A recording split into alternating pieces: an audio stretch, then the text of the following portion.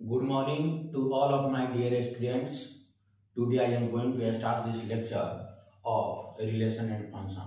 Under this lecture we have to study about the sandwich theorem and some problem based on the topic box function या greatest integer function या floor function.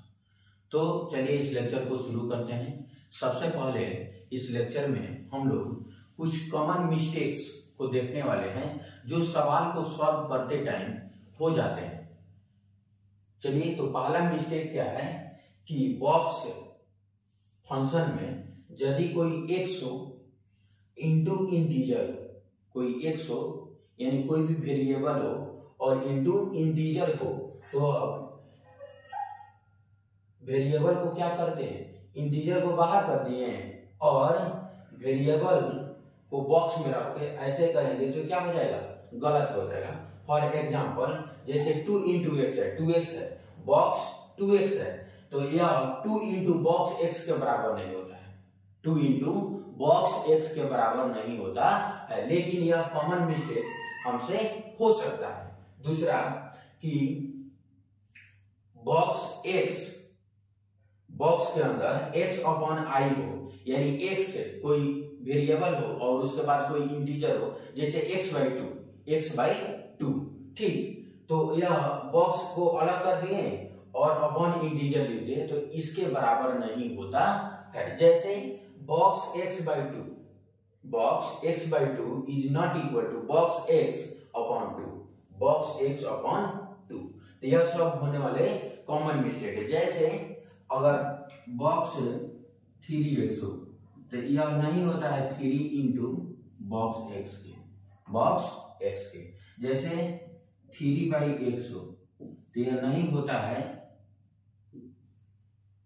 3 upon box x। ये सब क्या है, calculation के दौरान होने वाले कॉमन मिस्टेक्स हैं, तो इसको ध्यान रखना है।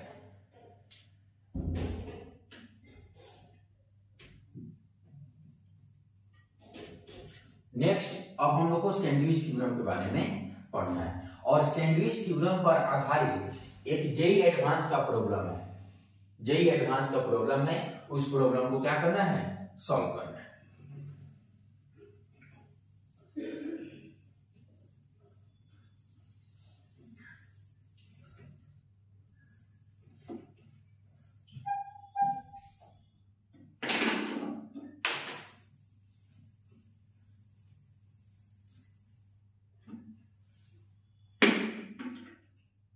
तो सैंडविच थ्योरम पर आधारित जेई एडवांस का प्रॉब्लम क्वेश्चन नंबर 2 है। इस प्रॉब्लम को क्या करना है, सॉल्व करना है। तो सबसे पहले हम क्या करेंगे, सैंडविच थ्योरम को पढ़ेंगे। तो हम जानते हैं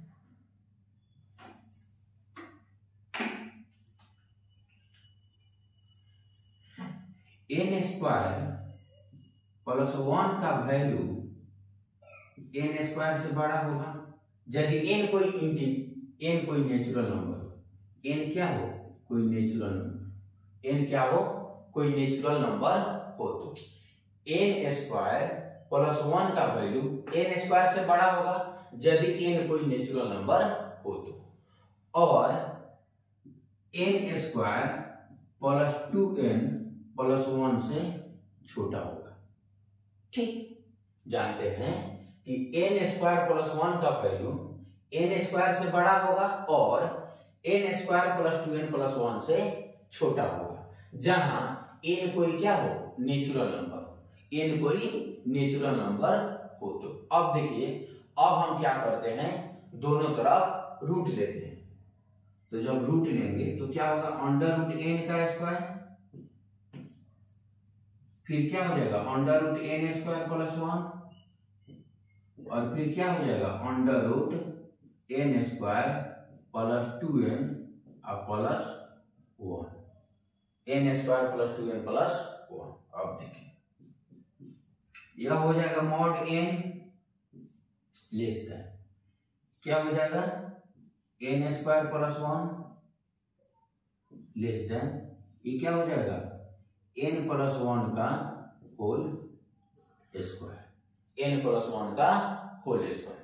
क्या हो जाएगा, n प्लस n का होल स्क्वायर।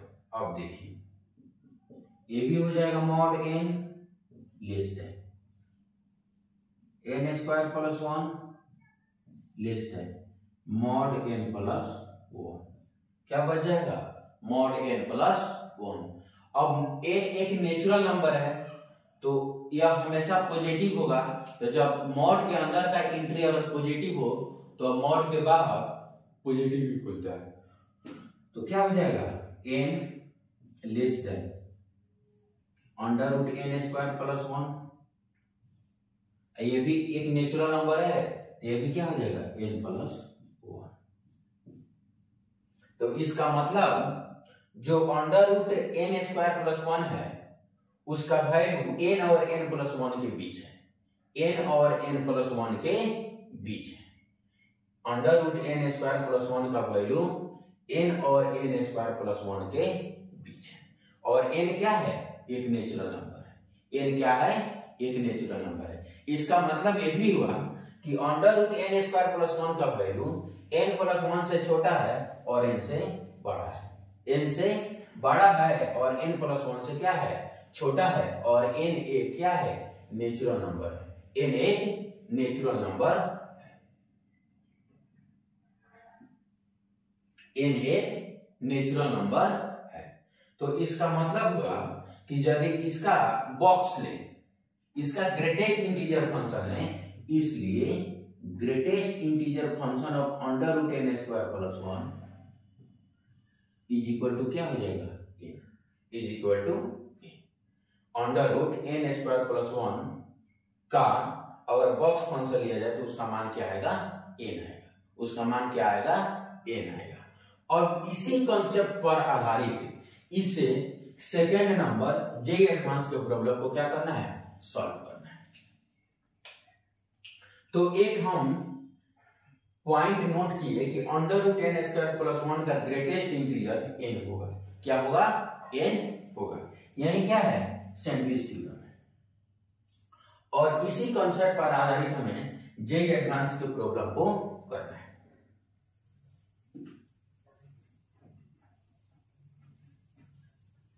जहां n एक नेचुरल नंबर होता है। n क्या होता है, एक नेचुरल नंबर होता है।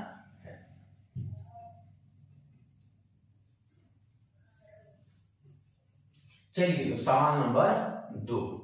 सवाल नंबर 2 क्या है कि under root greatest integer of under root n square plus 1, greatest integer of under root n square plus 1 is equal to क्या होगा, n होगा। अभी हम देखे थे कि under root n square plus 1 का ग्रेटेस्ट इंटीजर क्या होगा, n होगा। और क्वेश्चन के अनुसार यह greatest integer of n square plus y के बराबर है। किसके बराबर है, n स्क्वायर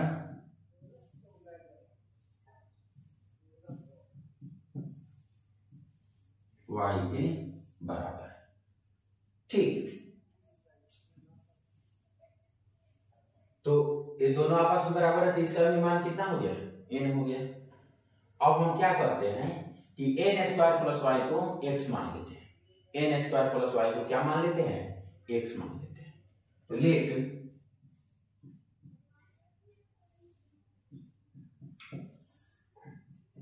x, ठीक। तो क्या हो जाएगा, under root greatest integer of x is equal to a। क्या हो गया, greatest integer of x is equal to a। कोई दिक्कत नहीं। इसका मतलब x belonging to close interval n से n plus 1 open interval. x belonging to क्या होगा, क्लोज इंटरवल n से n प्लस 1 ओपन इंटरवल। और x क्या है, n square plus y, n square plus y। इसका मतलब ये भी हुआ कि x जो है n प्लस 1 से छोटा है और n से बड़ा या बराबर है, n से बड़ा या बराबर है। तो n x किसको माने थे, n स्क्वायर प्लस y को।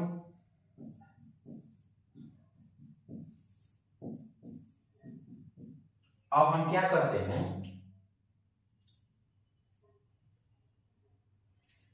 यहां सवाल में under root n square plus y है, यहां सवाल में under root n square plus y है।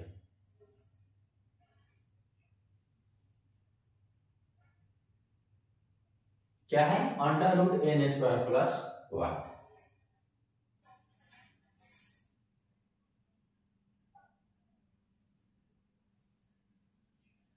ठीक, कोई दिक्कत नहीं, हो गया। तो यहां क्या होगा, under root n square plus y. अब हम क्या करते हैं, दोनों तरफ स्क्वायर करते हैं। जब दोनों तरफ स्क्वायर करेंगे तो क्या होगा, एन स्क्वायर लेस देन और equal to n square plus y less than n plus one का whole square, n plus one का होल स्क्वायर। तो ये कितना आ जाएगा, n square less than n square plus y less than n square plus 2n और plus 1, n square plus 2n plus 1। अब देखिए एन स्क्वायर हर जगह तो क्या हो जाएगा, कैंसिल हो जाएगा। तो 0 y 2n plus 1, 2n plus 1। और y क्या है, एक नेचुरल नंबर है। n और y क्या है, एक नेचुरल नंबर है। तो y नेचुरल नंबर है तो 0 से तो स्टार्ट हो नहीं सकता है, जब भी होगा तो क्या होगा, 1 से स्टार्ट होगा। इसका मतलब y बिलोंग्स टू 1 आएगा, 2 आएगा, 3 आएगा, 4 आएगा। और इसको कहां तक जाना है, 2n प्लस 1 से कम होना चाहिए। 2n प्लस 1 से क्या होना चाहिए, कम होना चाहिए। इसका मतलब 2n तक होना चाहिए। कहां तक होना चाहिए, 2n तक होना चाहिए। तो how many different value of y are possible, तो कितने वैल्यू पॉसिबल होगा, तो यह कहां तक जाएगा, 2n तक, 2n तक जाएगा। कहां तक जाएगा, 2n तक। तो वही अगर सवाल था कि how many different value of y are possible, तो 2n, उसका आंसर क्या होगा, 2n। So the 2n value of y are possible.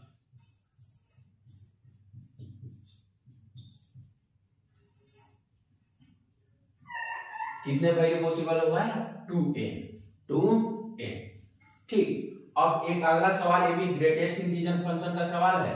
और इस टॉपिक में, इस लेक्चर में हमको properties of greatest integer function या बॉक्स फंक्शन के बारे में भी पढ़ना है। 2 रिमेनिंग प्रॉपर्टी रह गया था, उस प्रॉपर्टी को भी पढ़ना है। तो ये सवाल का भी अब अगला सवाल करते हैं।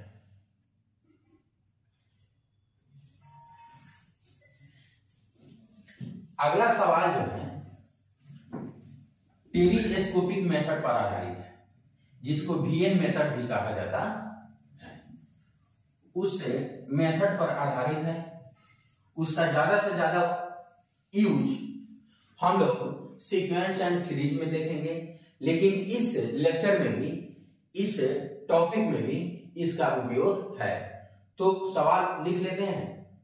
सवाल है कि greatest integer of 1005 plus 1 upon 2 plus 1005 plus 2 upon 4 plus 1005 plus 4 बटा 8 टिल टू इंफिनिटी। यह है, क्या हो गया, एक पैटर्न बन गया। क्या हो गया, एक पैटर्न बन गया। अब हम क्या करते हैं कि x बराबर, हम लोग जानते हैं कि greatest integer of x is equal to greatest integer of x by 2 plus greatest integer of x plus 1 by 2 के क्या होता है, बराबर होता है।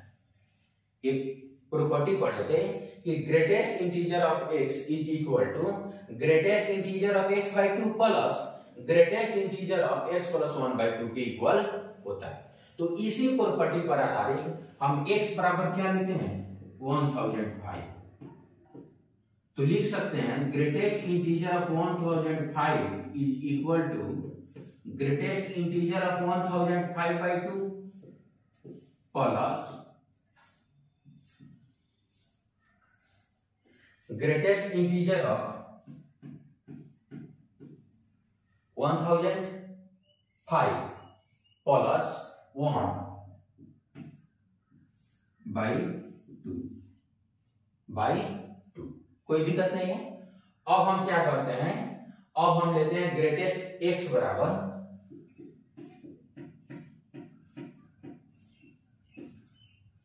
1005/2। तो क्या हो जाएगा greatest integer of 1005/2 is equal to, इसको क्या करना है 2 से भाग करना है। तो ग्रेटेस्ट इंटीजर ऑफ 1004 हो जाएगा प्लस, अब देखिए इसमें 1 जोड़ना है और बाटा 2 करना है। इसमें 1 जोड़ेंगे तो क्या आएगा 1005 प्लस 2, 1005 प्लस 2। अब बाटा 2 आ गया। जब एलसीएम लेंगे इसको ऐसे करेंगे, इसमें 1 जोड़ेंगे तो कितना आएगा 1005 प्लस 2/2। अब बाटा 2 तो कितना हो जाएगा 4। कितना हो जाएगा 4। कोई दिक्कत नहीं। अब देखिए हम क्या करते हैं, अब लेते हैं बाटा 4। तब क्या होगा ग्रेटेस्ट इंटीजर ऑफ 1005 अब बाटा 4 इज इक्वल टू क्या हो जाएगा ग्रेटेस्ट इंटीजर ऑफ 1005/8 बाटा 2 करना है प्लस, पहले इसमें 1 जोड़ दीजिए तो कितना आ जाएगा 1 जोड़ देंगे तो 1005 प्लस 4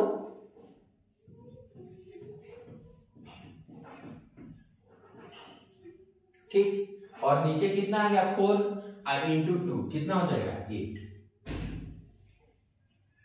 इसको क्या करिए आगे बढ़ाइए। अब क्या करते हैं ऐड करते हैं, सबको क्या करते हैं ऐड करते हैं। तो जब ऐड करेंगे तो इससे ई कैंसिल हो जाएगा, इससे ई कैंसिल हो जाएगा, और जब ऐसे ही आगे बढ़ाएंगे तो यहां वाला टर्म से क्या हो जाएगा कैंसिल हो जाएगा। ठीक, अब क्या बचा क्या 1005 greatest integer is equal to e वाला टर्म, फिर प्लस ई वाला टर्म, प्लस ई वाला टर्म। तो यही तो ये टर्म है 1005 plus 1/2 plus 1005 plus 2/4 plus 1005 plus 4/8 till two infinity. तो ऐसे ही आगे ये भी बढ़ता जाएगा, जिसका मतलब क्या होगा रिक्वायर्ड, जो हमें ज्ञात करना था वही तो यहाँ बच रहा है। इसको एक बार लिख भी देते हैं, कोई दिक्कत नहीं है।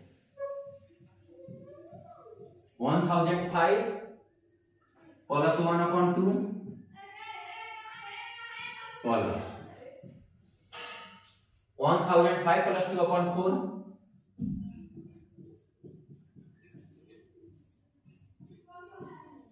प्लस 1005 प्लस 4/8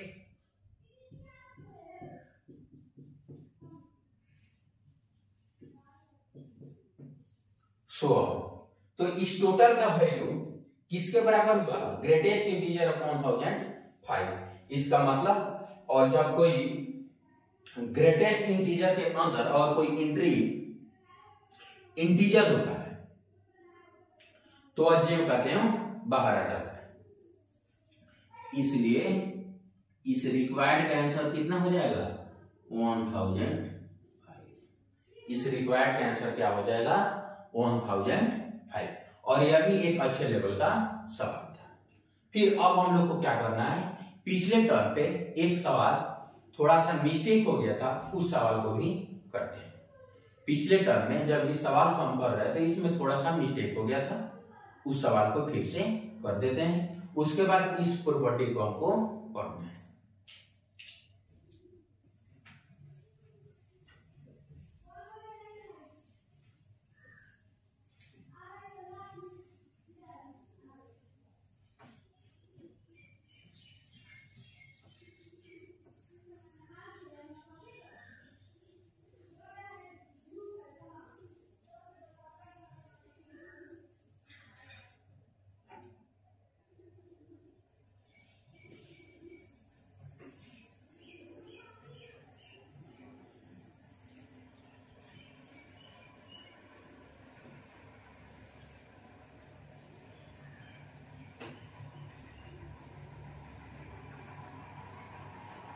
चलिए अब क्या करना है, properties of remaining property of greatest integer function उसको पढ़ लेते हैं और फिर इस सवाल को करेंगे। जो पिछले टर्न पर थोड़ा सा मिस्टेक हो गया था उस सवाल को फिर से कर लेते हैं, कोई दिक्कत नहीं। तो क्या प्रॉपर्टी है कि greatest integer of x plus greatest integer of minus x is equal to 0 if x belonging to integer and greatest integer of x plus greatest integer of minus x is equal to minus 1 if x belonging to non-integer। यानी यदि entry integer हो तो greatest integer of x plus greatest integer of minus x is equal to 0 होता है। जैसे for example x is equal to 4 is a integer, तो greatest integer of 4 plus greatest integer of minus 4, तो 4 का क्या हो जाएगा 4 और माइनस 4 का क्या हो जाएगा माइनस 4 इज इक्वल टू 0। तो यह क्या हो गया, प्रूफ हो गया, कोई दिक्कत नहीं। निगेटिव भी लेकर चेक कर सकते हैं।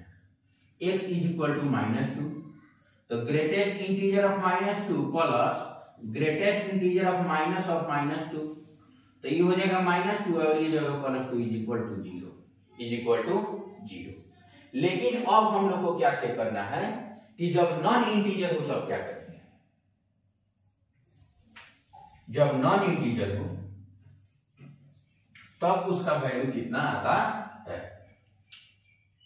तो इसके लिए x 3.5 एक नॉन इंटीजर लेते हैं, तो greatest integer of 3.5 plus greatest integer of -3.5, तो इसका वैल्यू कितना हो जाएगा 3 हो जाएगा, प्लस इसका वैल्यू कितना हो जाएगा -4 हो जाएगा।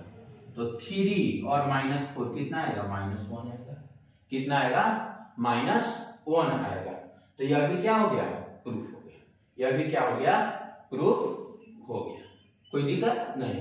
अब यहां माइनस लेकर भी कर सकते हैं, x इज इक्वल टू -3.5, तो greatest integer of -3.5 plus greatest integer minus of -3.5, तो क्या हो जाएगा +3.5, तो ये कितना हो जाएगा -4 और ये कितना हो जाएगा 3, कितना हो जाएगा 3, तो कितना हो जाएगा भाई -1। तो ये दोनों प्रॉपर्टी क्या हो गया प्रूफ हो गया। इस प्रॉपर्टी अब 4 नंबर प्रॉपर्टी को क्या करते हैं प्रूफ करते हैं।